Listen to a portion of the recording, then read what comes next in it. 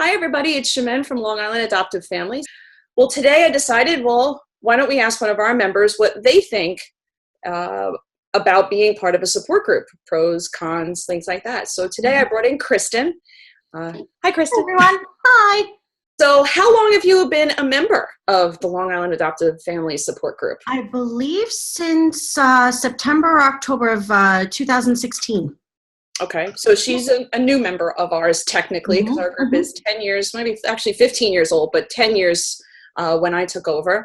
Do you want to share a little bit about who you are and a little bit about your journey? Obviously, we don't want to get too personal because that's private information, but you want to share a little bit of information, help others maybe who are starting their journey? Sure. So my husband Brian and I, we started our journey not too long after September of 2016 when we joined. We lost our son. We had some miscarriages, so we wanted to take the next step, and we knew that adoption was the path for us. So we, meeting an amazing group that you guys have, learned so much about ourselves, learned so much information about what's out there, how to advertise, how to get ourselves out there, how to be creative, how to think outside the box. We recently finalized the adoption of our son just a few months ago. So it was definitely a journey that we will never forget, and we definitely learned a lot from it. And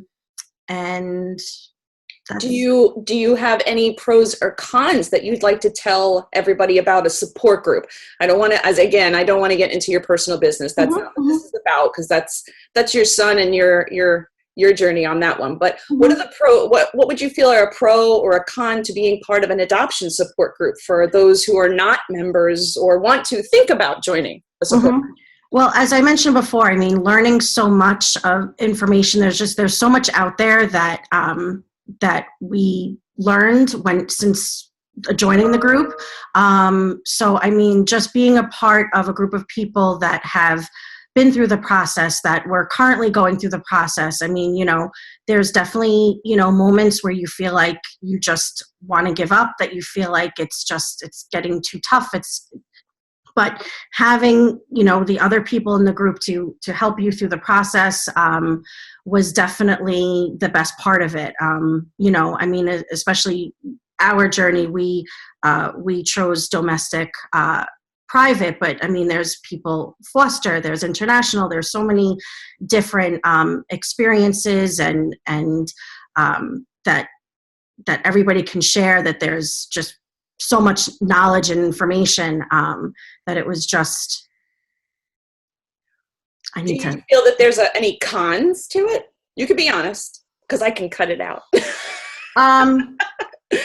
No, I mean, honestly, the only thing that I wish I just had more time to be able to get to the meetings. I mean, that's really, what's tough sometimes is not always being able to come and see everybody and hang out, and just to get an opportunity just to kind of bounce ideas off of each other.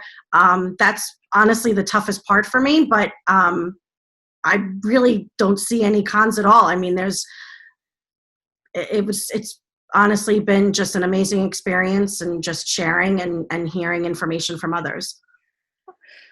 We have started this year, we put a mentor and buddy program together, because after 10 years, I felt as though what you just said, you can't get to meetings all the time. So sometimes you need someone who specifically understands your specific journey.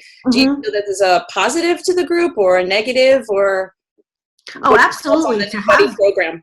Yeah, to have your go-to person to kind of be your, like your lifeline in a sense, I think is wonderful. I mean, again, even if that go-to person might not have the exact information, they could always call somebody else that's within the group that might have what's needed. But I think having that person, I think would be wonderful.